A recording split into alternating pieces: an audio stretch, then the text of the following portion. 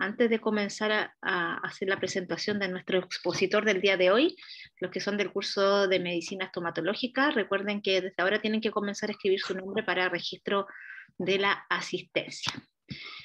Bien, ahora sí, vamos a dar la bienvenida a todas y a todos en el día de hoy. Tenemos a nuestro expositor que gentilmente se dio este tiempo de venir a presentarnos nuestros casos. Él es el doctor René Jara. Él es cirujano dentista, magíster en patología oral de la Universidad Mayor. Es miembro del staff de servicio de diagnóstico y urgencia de la Universidad Mayor, académico de patología general, patología oral y medicina oral de la Facultad de Odontología de la misma universidad, y miembro de la Sociedad de Patología Bucomaxilofacial de Chile y de la Sociedad Norteamericana de Patología de Cabeza y Cuello. Así que, doctor Jara, muchas gracias por estar aquí con nosotros. Yo sé que tú tienes yo digo, un cerebrito de la histopatología, así que un honor tenerte acá. Muchas gracias por compartir con nosotros y te dejo acá para que puedas presentar. Gracias, Karina, por la introducción. Aprovecho de saludarlos a todos. Los felicito también por la instancia, que también ha sido permitida mucho por la pandemia, ¿cierto? Que nos ha permitido juntarnos, conocernos más, poder compartir experiencia, y eso ha sido como uno de los lados beneficiosos de esta pandemia que nos ha afectado a todos de distintas maneras, ¿ya? Y gracias, Karina y equipo de la Universidad de Valparaíso, también por la invitación a poder contar un poquitito la experiencia con algunos casos que hemos tenido en el servicio, ¿ya? No sé, ¿se ve bien o no? ¿Se ve? Se ve súper bien y se escucha bien. Pero ¿se ve o no? ¿La flechita también Sí, se ve la flecha? también. Sí, perfecto, ya. Antes de comenzar, debo decir que los casos que voy a presentar hoy día, traje dos casos, y en general son casos que hemos visto con el doctor Benjamín Martínez, que es el jefe de servicio, con el doctor Sergio González, que en gran parte es quien también hace las biopsias de nuestro servicio, con el doctor Rebolledo, que también es docente y académico del equipo, y yo que me integré hace ya un tiempo al servicio. No puedo dejar tampoco de mostrar la universidad. Esta es la Escuela de Odontología de la Universidad Mayor en Santiago. Hace poco pusieron estos domos que ustedes ven ahí, que es un espacio, o sea, hace poco no, antes de la pandemia. Justo antes de la pandemia pusieron estos domos, llegó la pandemia y hasta ahí llegaron los domos, no se pudieron utilizar porque era un espacio cerrado. Cosas que pasan. Este es el servicio que nosotros tenemos de urgencia y diagnóstico, que cuenta con 5 box para la atención de los pacientes de medicina oral, patología oral. Al fondo está la oficina donde estamos acá, el equipo docente, donde también está el microscopio. En este servicio nosotros vemos los pacientes, realizamos las biopsias y muchas veces también, bueno, siempre en realidad tenemos la oportunidad también de hacer la histopatología de los mismos casos que nosotros vemos en el área de patología y medicina oral en la universidad, lo cual es un beneficio y una gran oportunidad, ¿ya? El primer caso que les traigo es un paciente de género femenino de 59 años de edad que no tenía antecedentes de enfermedades por lo menos hasta la fecha, y que consultaba por tener un aumento de volumen submandibular, parotidio y también a nivel palpebral, bilateral, firme y también doloroso a la palpación. Algunas de las regiones que uno palpaba eran dolorosas a la palpación, no en su totalidad, ¿ya? Y esto el paciente relataba que lo tenía alrededor de 2-3 meses de evolución aproximadamente. Y dentro de la misma anamnesis, la paciente relataba que tenía sequedad bucal, sequedad ocular, también tenía dificultad respiratoria en ocasiones, incluso tos, y a veces cansancio generalizado cuando no hacía actividad física, que también es un hallazgo interesante desde el punto de vista clínico. Esto, y la verdad es que no habían más antecedentes al respecto, ¿ya? O antecedentes por lo menos de importancia. La paciente no tomaba ningún medicamento, la paciente tampoco fumaba, no consumía alcohol en general, ¿ya? Esta es una imagen clínica de la lengua. La verdad es que se ve bastante sana dentro de todo, no de un paciente con sequedad bucal propiamente tal, pero lo que llamaba la atención, por ejemplo, al examen clínico, eran estos aumentos de volumen bilateral a nivel de la glándula submandibular, pero que también comprometía parte de la región parotidia. como ustedes pueden ver acá. Cuando uno palpaba, habían zonas que se sentían un poquitito más difusas, otras más bien delimitadas, pero sí o sin duda comprometían en gran parte el espesor de la glándula, tanto de la parótida como de la submandibular. Y el otro hallazgo interesante es que la paciente también sentía estos bultos a nivel de la región ocular o palpebral superior derecha, cercano al canto o a la cola de la ceja, ¿verdad? Y que en rigor, si uno lo extrapola desde el punto de vista anatómico, acá también hay una glándula exocrina, que es la glándula lacrimal, ¿ya? Y dentro de esto, también la paciente tenía aumentada de volumen la región de la carúncula, ¿ok? Y la paciente, como ella relataba, también tenía sequedad de ojos, ¿sí?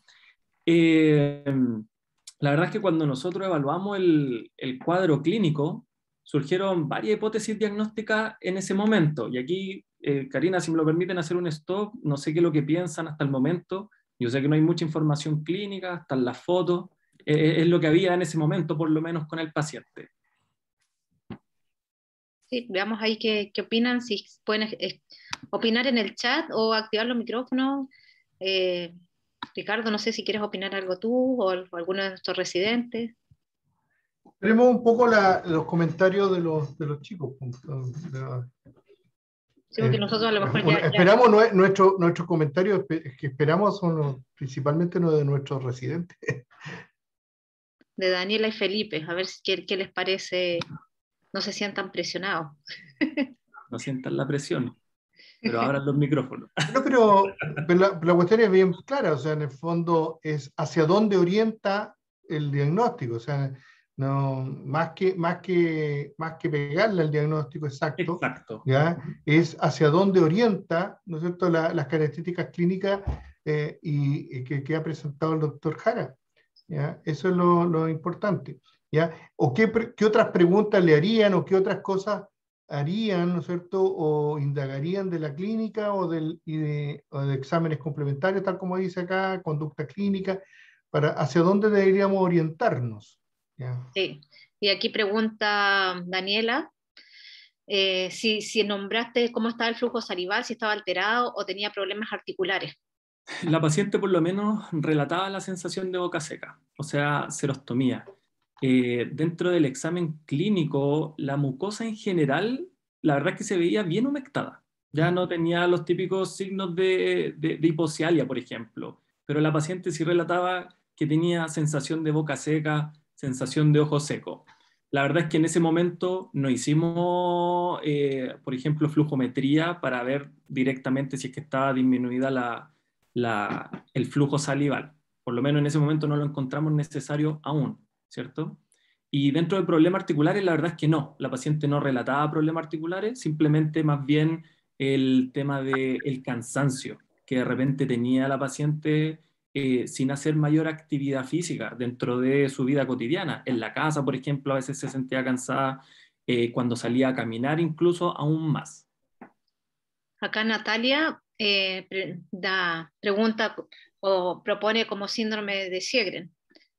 Es una buena opción diagnóstica. Yo creo que cuando uno evalúa a los pacientes, como en este caso, donde estamos viendo que el compromiso eminentemente es del territorio glandular, de glándulas salivales, ¿cierto? Tanto submandibular como parótida, y la glándula lacrimal, vale decir una panexocrinia, yo creo que es uno de los diagnósticos que debiese surgir por lo menos en el síndrome de Sjögren, que están descritas las parotidomegalias.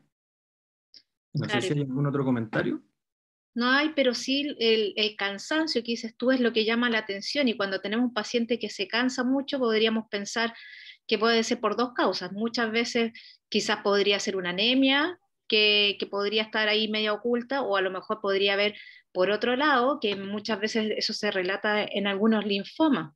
Entonces, con eso son cosas súper distintas, pero ese cansancio sí también podríamos ver otra cosa y, y plantearlo con algunos exámenes complementarios que deberíamos pedir. No sé, sería bueno que quizás nos digan qué exámenes complementarios podríamos solicitar como para para ver. Nosotros con los chicos de cuarto año vimos la semana pasada esbozos de lo que es síndrome de Sjögren, así que ahí a lo mejor también podrían opinar al respecto, si les parece, no les parece. Sí. ¿Qué prueba diagnóstica harían adicional? Ahora, aquí hay algo fundamental, aquí hay un aumento de volumen en las glándulas, ¿ya? ¿A qué podríamos atribuir esos aumentos de volumen de glándulas salivales, glándula lagrimal? ¿A qué otra, o sea, qué podría ser? ¿Que hay una inflamación? ¿Hay un reemplazo de parénquima funcional por tejido fibroso? ¿Hay, ¿cómo se llama? Las situaciones de tipo difusa, ¿cómo se llama? Focalizada, ¿ya? Etcétera. Exactamente. ¿Qué opinan? Por ahí pusieron hemogramas, complejo B, cinética de fierro, bioquímico, serológico, anti-RO, anti-LA. Ya. Tengo algunos resultados de los exámenes que Sí. solicitan y que se los voy a mostrar. Bueno, hay una entidad que en el fondo se asocia al síndrome de Sjögren, que es la enfermedad de Mikulicz, que en el fondo incluye aumentos de volumen palpebral y Exacto, de las glándulas salivales. ¿Ya? efectivamente. ¿Continúo? Sí. ¿Sí? ¿Continúo nomás? Dale nomás, dale nomás. Perfecto, ya. Entonces, basado en los hallazgos clínicos, les comento que también dentro de todo hicimos palpación dentro de boca y llamaba la atención que en el labio inferior, donde habían glándulas salivales menores, también se encontraban aumentadas de tamaño las glándulas salivales menores, ¿ya? Y las glándulas se sentían como gomosas. Eh, Dentro del diagnóstico diferencial que nosotros planteamos era el síndrome de Sjögren, aunque el infiltrado inflamatorio crónico en el síndrome de Sjögren, como las parotidomegalia o aumento de volumen en la glándula submandibular, la verdad es que es súper raro, es poco frecuente, no es una de las cosas que uno más ve en los pacientes con síndrome de Sjögren, por lo menos en la experiencia del servicio. Y, pero estaba ahí como una posibilidad. Entre otras enfermedades, por ejemplo, están los síndromes de infiltración linfocitaria difusa en los pacientes con SIDA o VIH, ya que también pueden ocurrir estos aumentos de volúmenes glandulares bilaterales asociados, ya, y que incluso ese síndrome de infiltración linfocitaria puede ocurrir a nivel de órganos internos, ya, que podría a lo mejor explicar el cansancio generalizado, pero el perfil de la paciente no es un perfil, ¿cierto?, de un paciente tal vez VIH con SIDA, ¿ya? Y como también nombró el doctor, la enfermedad de Mikulicz, que la verdad es que la enfermedad de Mikulicz es un término umbrella, ya es como un término paraguas que tiene como característica aumentos de volúmenes glandulares, bilaterales, ¿cierto?, difusos de las parótidas, por ejemplo, o de la submaxilar, pero también de la glándula lagrimal. Y eso puede involucrar al síndrome de Sjögren, puede involucrar tuberculosis, puede involucrar incluso una más reciente, entre comillas, que es la enfermedad relacionada a IgG4. Dentro de los diagnósticos diferenciales, uno de los más poderosos fue la enfermedad relacionada a IgG4, que dentro de las características clínicas tiene el aumento de volumen de la glándula submandibular. ¿Ya? A diferencia del Sjögren, que es más parótida, la enfermedad relacionada a IgG4 tiene que ver con esta submaxilar aumentada de tamaño. ¿Ya? Podrían haber otras enfermedades más raras también, pero la verdad es que ahí después se va sorteando con los exámenes. Aquí están los exámenes complementarios. Fíjense que los serológicos de anticuerpos dieron negativo. Se pidieron las inmunoglobulinas para la IgG4 también y la otra subclase, pero fueron de parámetros normales. Por lo tanto, la verdad es que estábamos algo desorientados al respecto. ¿Y cuál fue la conducta terapéutica que se tomó? Biopsia de glándula salival menor. Ya se decidió tomar una glándula salival menor, algunos lobulillos, basado en la premisa de que hay muchas enfermedades sistémicas o enfermedades de las glándulas salivales mayores que se pueden ver reflejadas en las glándulas salivales menores. ¿Ya? Por nombrar una, por ejemplo, Sjögren, amiloidosis, entre otras enfermedades. ¿Ya?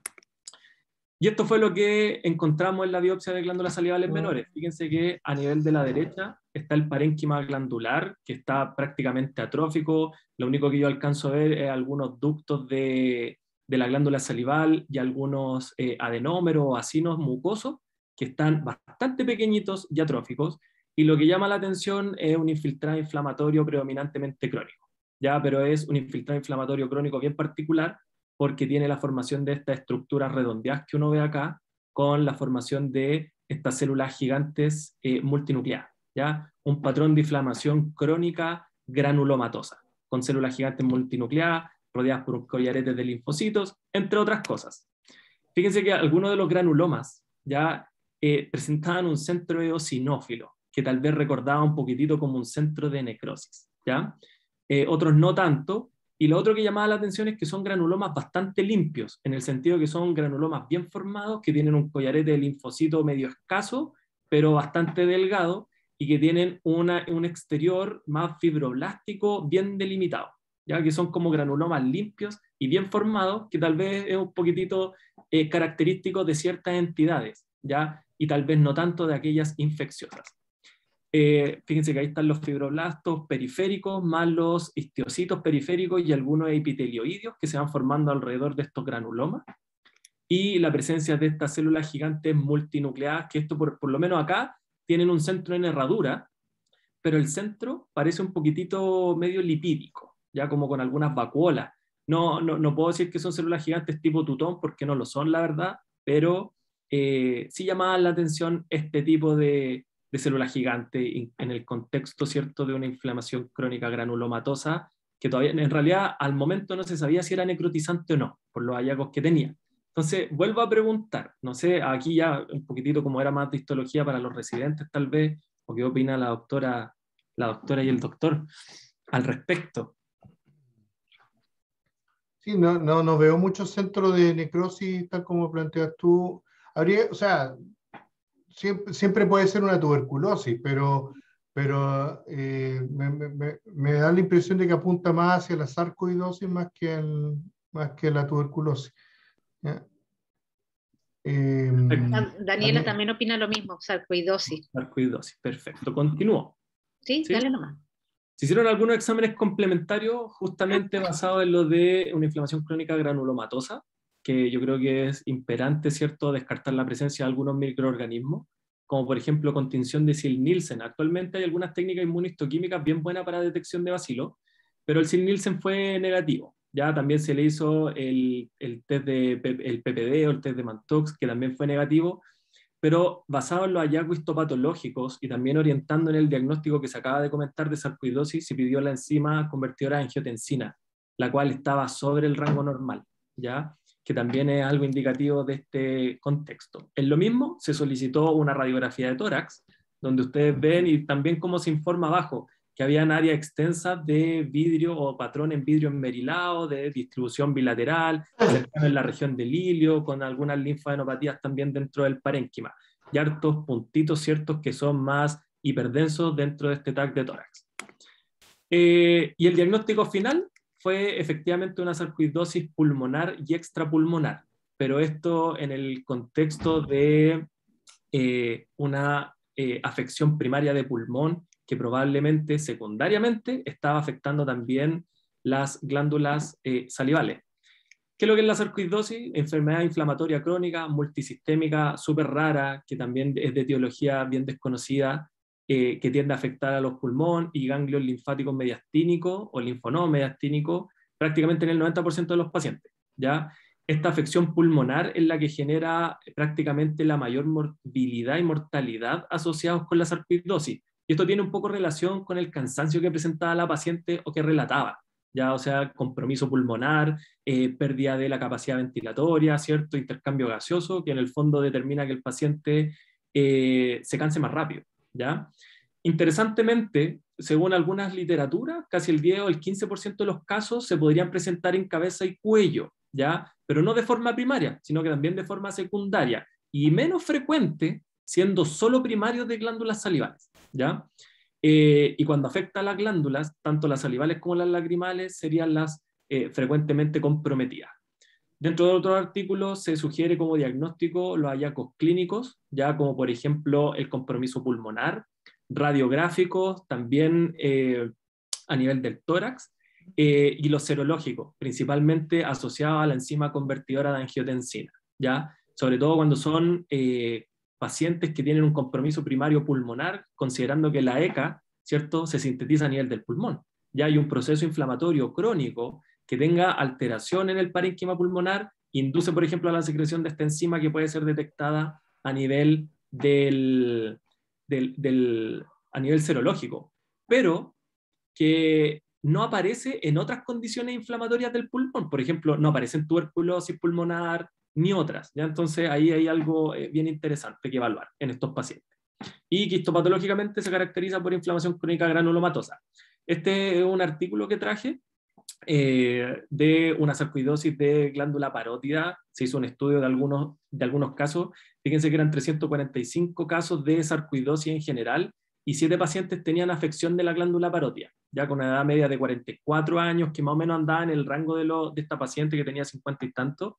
La mayoría son pacientes caucásicos, 14% afroamericanos. Hay un antecedente súper importante.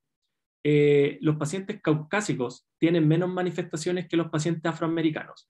Cuando afecta a afroamericanos, la enfermedad es sumamente alarmante, de evolución rápida, y genera bastantes comorbilidades, ¿ya? No se sabe por qué puede asociarse esto, pero dentro de la etiopatogenia postulada para la sarcoidosis se sabe que hay un componente genético importante en los pacientes, ¿ya? De susceptibilidad, o que le confiere susceptibilidad, además, por ejemplo, de partículas inhaladas, ¿ya? Se ha pensado que puede tener que ver con algunos antígenos del aire, ¿ya? Y esto quedó un poquitito al descubierto cuando fue el atentado contra las Torres Gemelas, ya que los bomberos que trabajaban en el descombre, ¿cierto?, empezaron a aumentar los casos de sarcoidosis, pero abismalmente, ¿ya?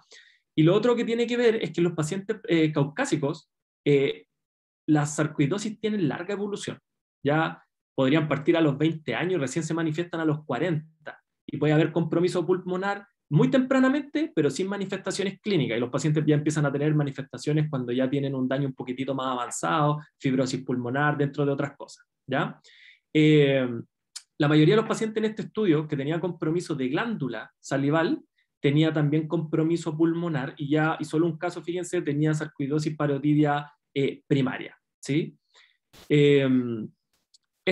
Me pareció interesante este artículo, que es de 1972, ya que el de arriba, donde se utilizó también una biopsia de glándula labial para poder llegar a un diagnóstico de sarcoidosis en un paciente que tenía compromiso de parótida también, pero en una sarcoidosis también pulmonar.